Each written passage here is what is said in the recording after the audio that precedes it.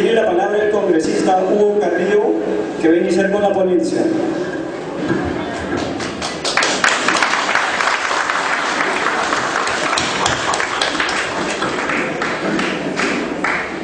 Compatriotas, todos, buenas tardes. Jóvenes del Perú, buenas tardes. Transformadores del Perú, buenas tardes.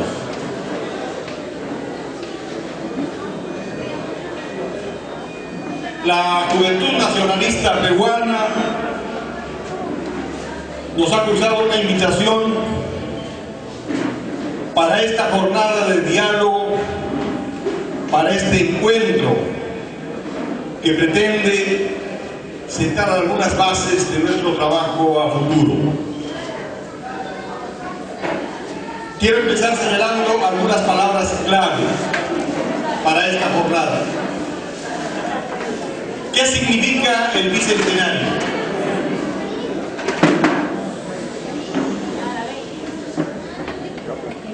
Compatriotas, el bicentenario, siguiendo la tradición conmemorativa que existe en nuestro país, en julio del 2021 conmemoraremos los 200 años no solo de la independencia, sino también de nuestra historia republicana. Acá quiero comenzar a hacer una primera distinción. Vamos a conmemorar el momento mismo de la independencia, pero ya estamos cumpliendo 200 años de una gesta libertaria que, como dijo mi antecesor, comenzara con Túpac Amaru, con Francisco de Sela, con los hermanos Angulo, con el brigadier Pumacahua, un indígena que pretendió construir un país diferente, inclusivo, incluyente, quechua, aymara, aguajún y criollo. Lamentablemente, ese proceso se truncó. Se construyó apenas el inicio de un país sectorizado, un país criollo, ni siquiera constituido por criollos de la ciudad, sino utilizado por la oligarquía para hacernos creer que los intereses de todo el país estaban centrados en ese espacio concreto poblacional denominado criollo. Y ese es el segundo elemento que yo quiero señalar a propósito de esta conmemoración. Voy a señalar también algunos nombres que en mi concepto son absolutamente importantes y claves para este diálogo. Ayer ha muerto una persona de gran trayectoria, un antropólogo que dejó una huella en nuestro país. Se llama José Matos Pardo. Y él no solamente es importante, y el mejor homenaje para José Matos Pardo es que comencemos a releer su trabajo, particularmente aquel referido al desborde popular. ¿Qué significa el desborde popular? Voy a pedirles entonces que reflexionemos nuestro país ahora, aprovechando este bicentenario, pensando en ese ejercicio. El otro referente para la Juventud Nacionalista es Mariano Melgar Valdivieso,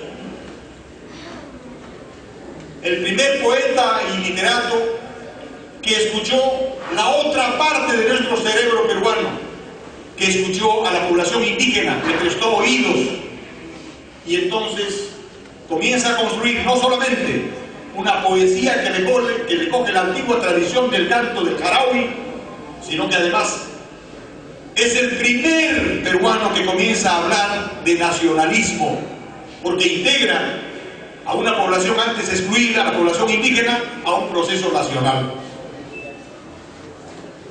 El siguiente eslabón es José María Arguedas Altamirano, que nos habla también de un país de todas las sangres, de un país diverso, de un país rico.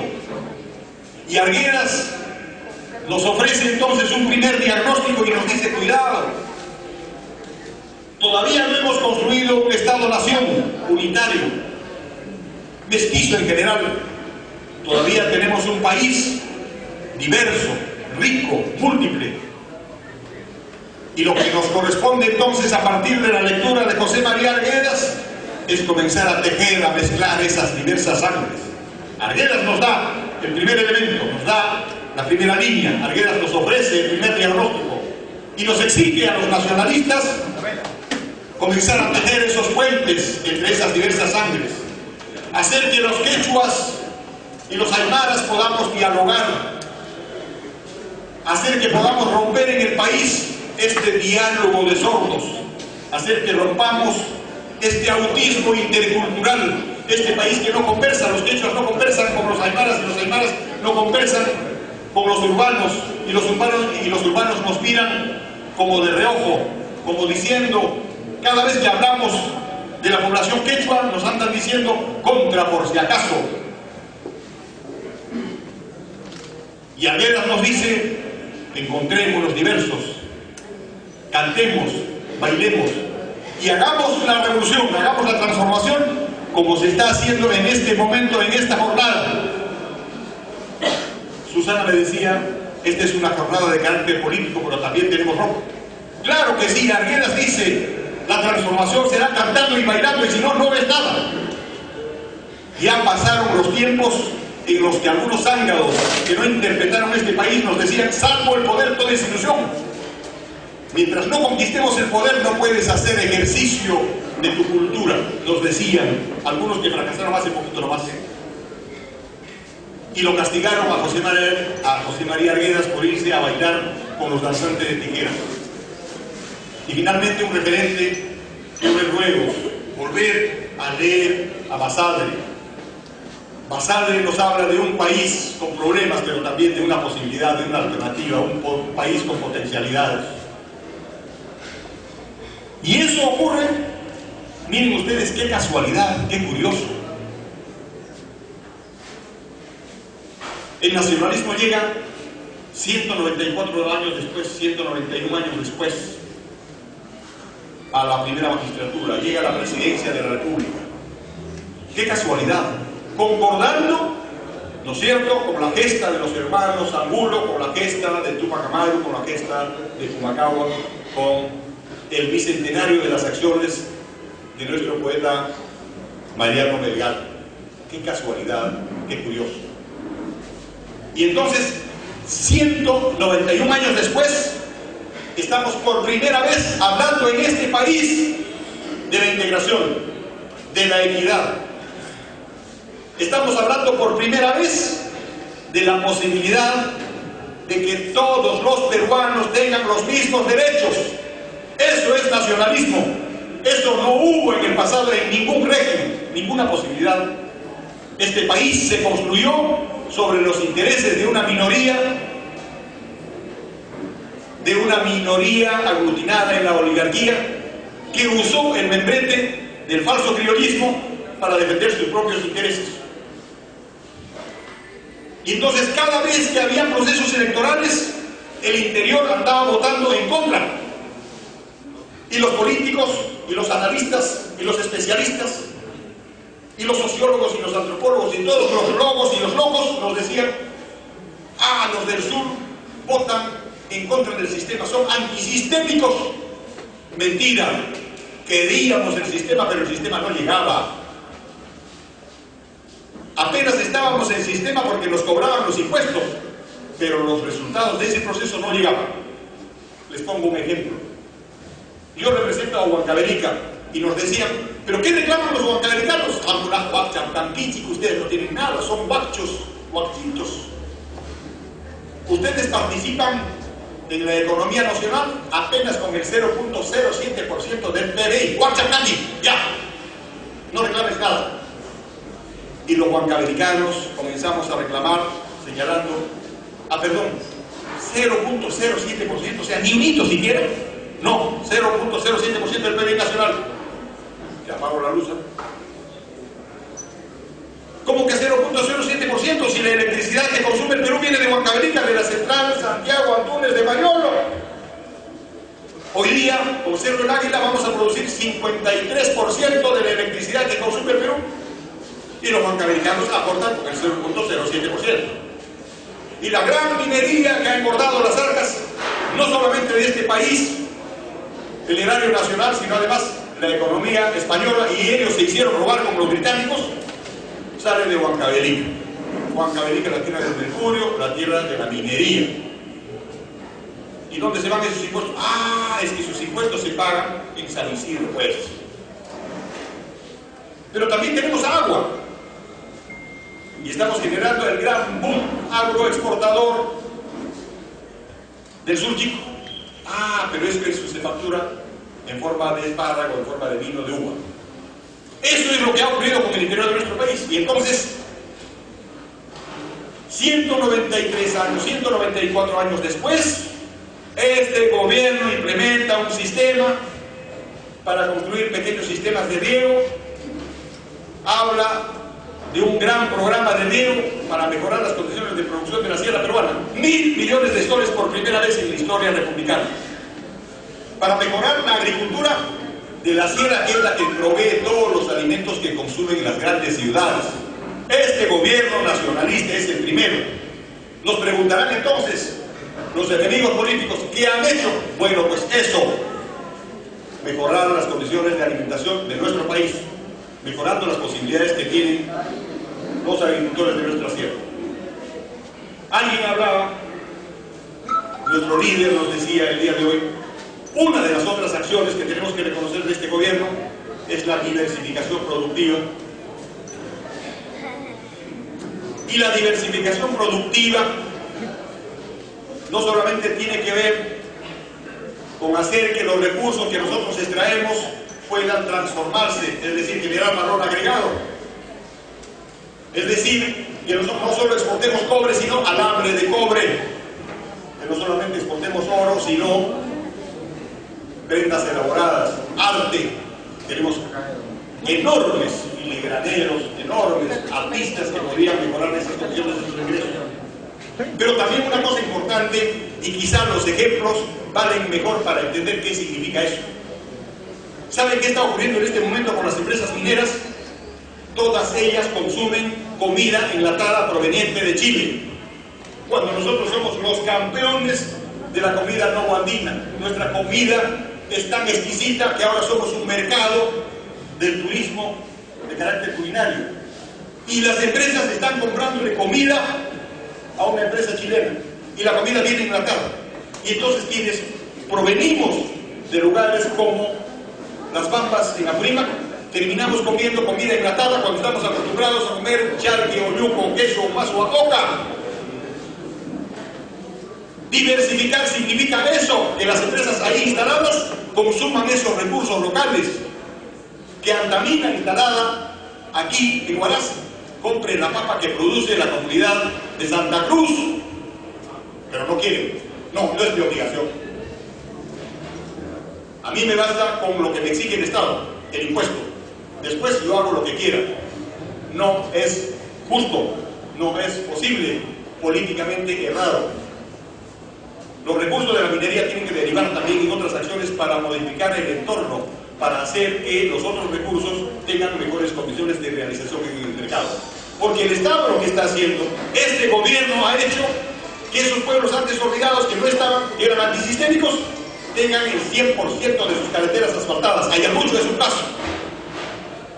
100% de las carreteras nacionales asfaltadas en Ayacucho. Y les parece poco. Huancavelica, que antes soñaba con tener una carretera asfaltada, una. Huancavelica, que no tiene aeropuerto, tiene hoy día, y este gobierno entregará 97% de las carreteras nacionales asfaltadas. Y otras vías de comunicación que en la vida hubiéramos soñado. Una carretera asfaltada, por ejemplo, entre el Licay y Ayacucho, pasando por Seglia y Julcamarca, donde vivimos momentos terribles y dramáticos por la presencia de Sendero Luminoso. Eso es lo que está dejando este gobierno.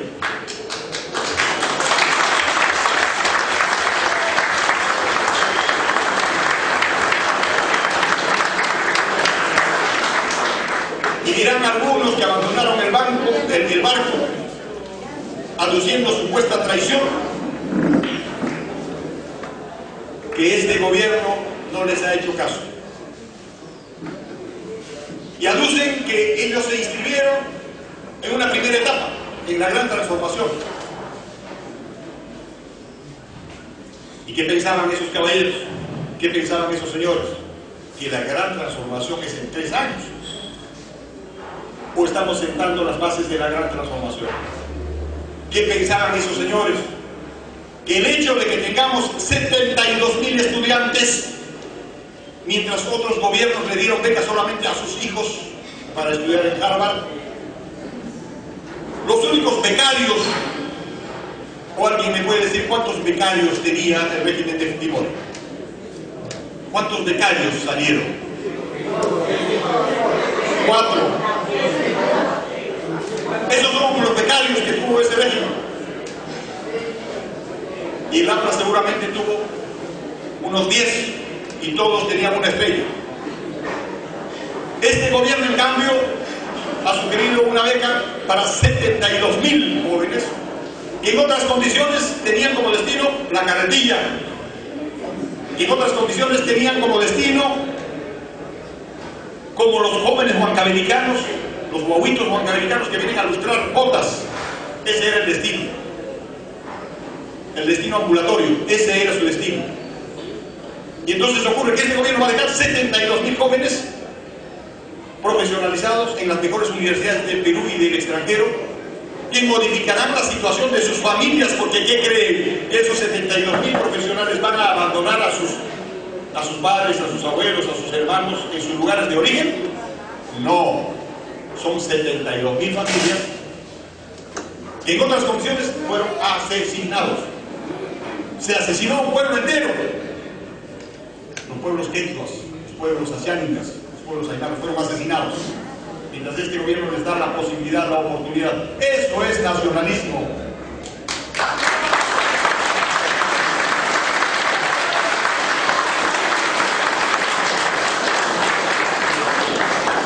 ¿Y dónde creen que retornarán esos jóvenes? Por supuesto, regresarán a nuestros lugares de origen, a mejorar esas condiciones con alternativas, con propuestas de política, participando activamente en la política nacional.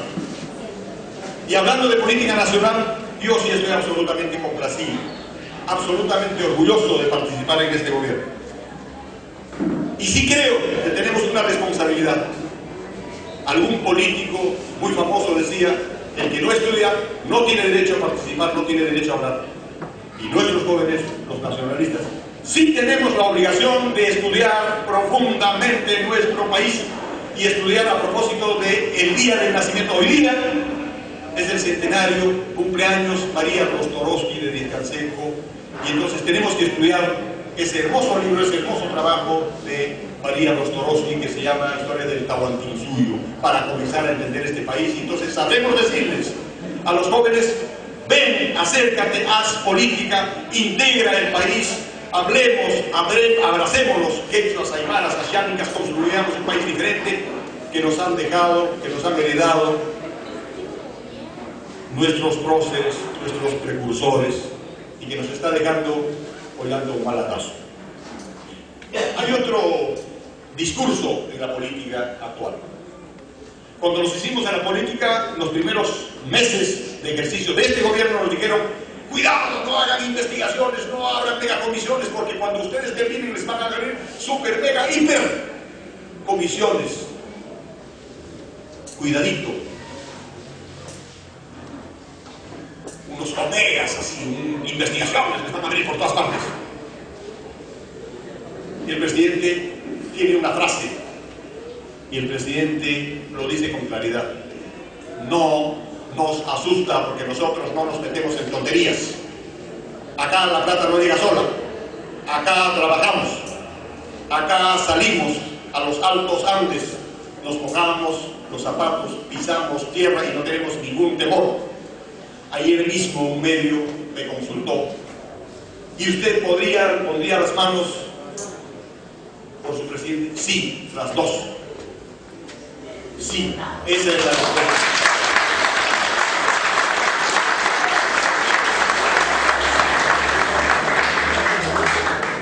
Finalmente, una reflexión Hoy día me invitaron a un medio de comunicación para conversar sobre un asunto que es la agenda del Parlamento de la República, y estamos hablando de los procesos electorales a propósito de toda esta historia del nacionalismo y cómo nos estamos desgranando, y cómo me han dado la tarea de dirigir apenas a un grupo muy reducido de congresistas, que somos 31, se nos fueron 16, qué pena, vamos a llorar.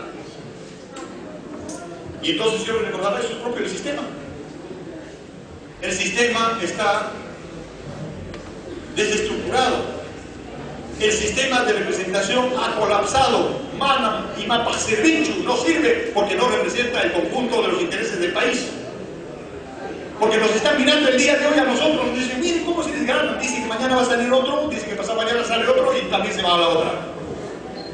Pero digo, y hace 2 años nadie se preguntó que en las tiendas de PPK su sancochado se convirtió en mazamorra. ¿No es cierto? Llegaron de tiendas diversas, hicieron un sancochado y terminaron en mazamorra. ¿Cuántos se fueron? Libres connotados. ¿Cuántos quedaron de esa famosa bancada? Y nadie dice nada. ¿Cuántos son ahora? 6. Y nadie dice nada. La chacana llegó, no recuerdo exactamente si con 24, y se partió entre los 4 suyos. Entonces,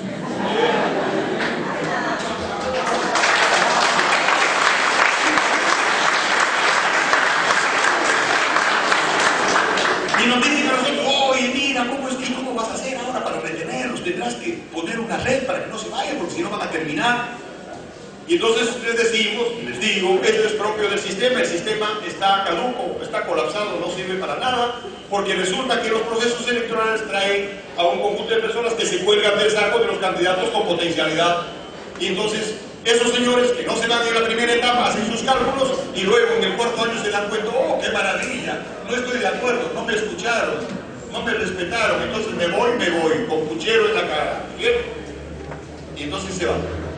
Ocurre que entonces debiéramos proponer que las elecciones sean después de la primera vuelta, en la segunda, para que se acompañen los procesos y que se respeten las decisiones de la población.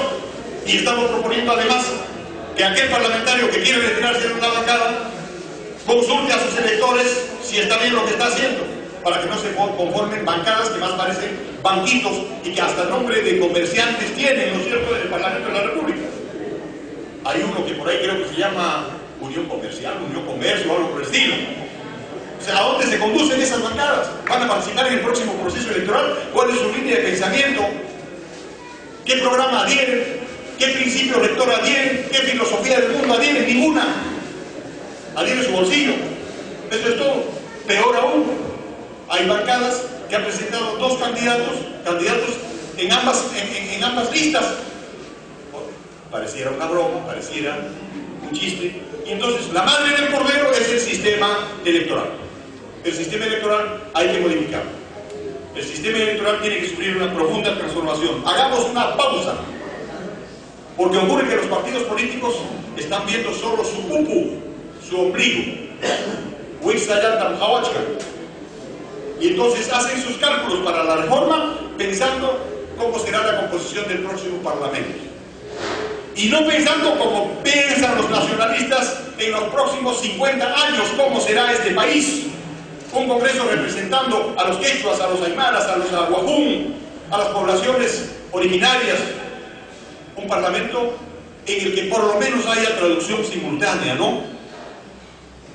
En la ONU hay traducción simultánea, se puede hablar en quechua y hay traducción, hay intérpretes. En este Parlamento Nacional no. Y decimos todos los días y nos llenamos la boca, país pluricultural, multilingüe, qué lindo, cómo bailan en quechua, ahí cómo cantan en aymara, ¿no es cierto? Y en el Parlamento no se habla, no se escucha. El Parlamento es un Parlamento criollo. Peor aún, les aseguro, 70% de los congresistas de la República no conocen Ayacucho, Huancavelica, Apurímac, Cusco. ¿Y cómo van a legislar? ¿Cómo van a legislar si alguna vez que se habla de temas culturales nos dicen no perdamos el tiempo en esos temitas culturales, como en el caso de Arguedas, ¿no es cierto? Lo castigaron. Igual, en el Parlamento de la República hay el criterio de que quienes participan en la Comisión de Cultura son los huesos. ¿Qué les parece en este país milenario? hay gente que piensa de ese modo, de esa manera. ¿Saben cómo se llama la comisión más importante en mi concepto que debiera atender los problemas de la pobreza extrema? Se llama Comisión de Pueblos Andinos Originarios, Pueblos Andinos, Amazónicos, Afroperuanos, Ambiente, Ecología y demás hierbas del campo. O sea, todos metidos en un mismo saco. Todos los problemas centrales del país metidos en ese esquema. Y repito una vez más,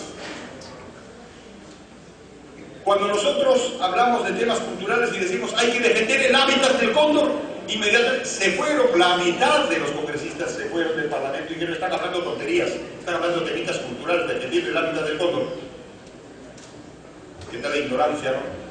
Gracias al cóndor, estimados compatriotas, el Valle del Colca ha dejado el mapa de pobreza, porque los turistas van al Colca a ver el cañón más profundo del planeta, a ver el vuelo de los cóndores y dejan su recurso. ¿Qué les parece?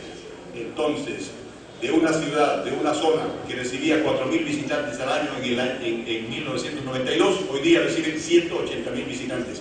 Y algunos ignorantes en este espacio dicen, hoy están discutiendo de la tontería que es el cóndor.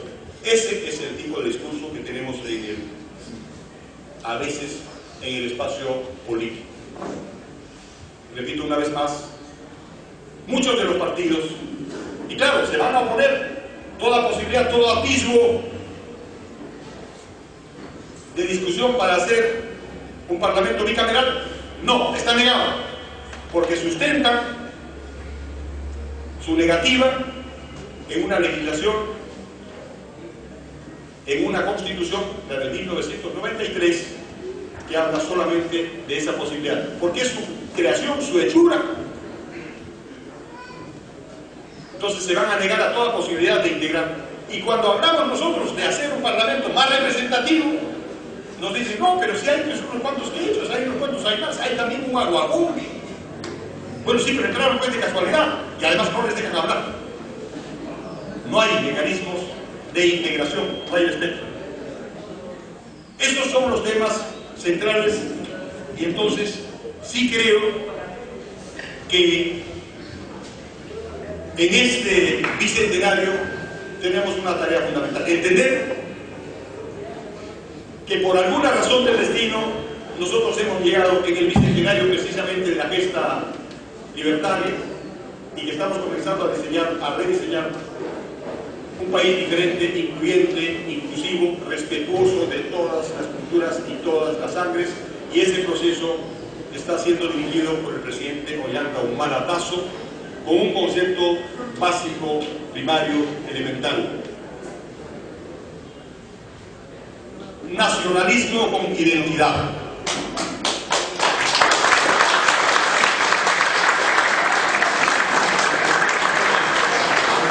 Con respeto a la diversidad. Somos diversos pero iguales. Ese es el nacionalismo.